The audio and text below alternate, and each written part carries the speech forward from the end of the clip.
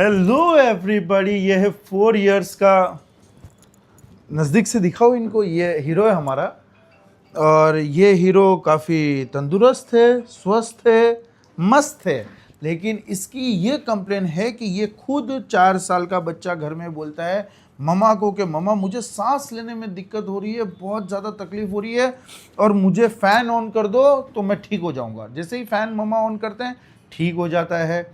फिर बहुत सारी चीज़ें बोलता है कि मेरा दिमाग भी मम्मा घूम रहा है। फिर ये भी बोलता है कि मेरे दांत भी ऊपर से नीचे आ जा रहे हैं। बहुत ही ज़बरदस्त कंप्लेन है ये भाई साहब की। इसको मैं बचपन से देख रहा हूँ, बहुत, ये ट्विंस है, बहुत छोटा था तब से, पैदा हुआ था तब से देख रहा हूँ इसको मैं। अभी इसकी मम्मा को वैसा कुछ प्रॉब्लम ये हो गई है कि जब ये 2 भाई थे तब ठीक था माहौल घर में, लेकिन एक नए मेंबर की एंट्री होती, इनकी छोटी बहन। ये मम्मा से काफ़ी अटैच था। इसके बाद ये सारी कंप्लेन चालू हो गई कि जो स्पेसिफिक कोई भी कंप्लेन नहीं है, इसको मैंने एग्जामिन किया, ये एब्सोल्युटली नॉर्मल है, सब कुछ नॉर्मल आ रहा है, उसके बावजूद भी ये कंप्लेन परसिस्टेंट है।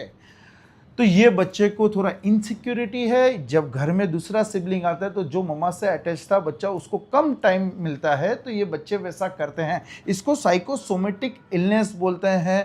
अटेंशन लेने के लिए ये सारी चीज़ें करते हैं। जब भी मम्मा भी पैनिक हो जाते हैं, क्या हुआ मेरे बेटे को, क्या हुआ मेरे बेटे को।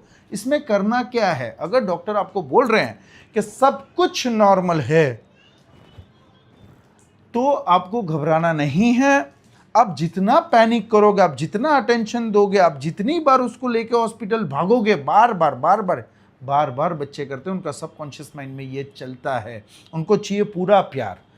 लेकिन इसका मतलब ये नहीं कि आपको इग्नोर कर देना है, तो बिल्कुल इग्नोर कर देना है। कई बार ये ऐसी हरकतें कर सकते हैं, एक्स्ट्रा हरकतें, जिससे उनको नुकसान हो जाए, टू गेन अटेंशन।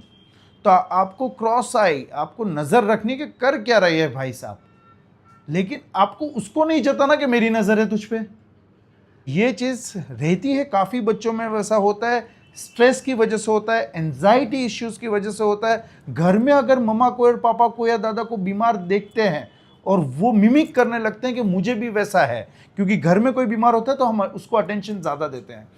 तो अगर आपको बीमारी भी हो तो आप बच्चों के सामने डिस्कस ना करिए। ये मैं पहले भी कह चुका हूँ, घर में वैसे झगड़े फसाद तो नहीं होने चाहिए बच्चों के सामने। बच्चे सब कुछ कैच करते हैं और फिर उनके माइंड में ये चलते रहता है और फिर उसको निकालने में काफ़ी टाइम लग जाता है। तो दिस इज द थिंग, नज़र रखनी है, लेकिन don't give too much of attention. If your doctor is saying कि एवरीथिंग इज नॉर्मल, तो नॉर्मल ठीक है, लेकिन धीरे धीरे धीरे धीरे ट्रेन करके उसको बोलना है और फिर समझ जाएंगे और फिर काउंसलिंग से सब कुछ सही हो जाता है। Thank you so much.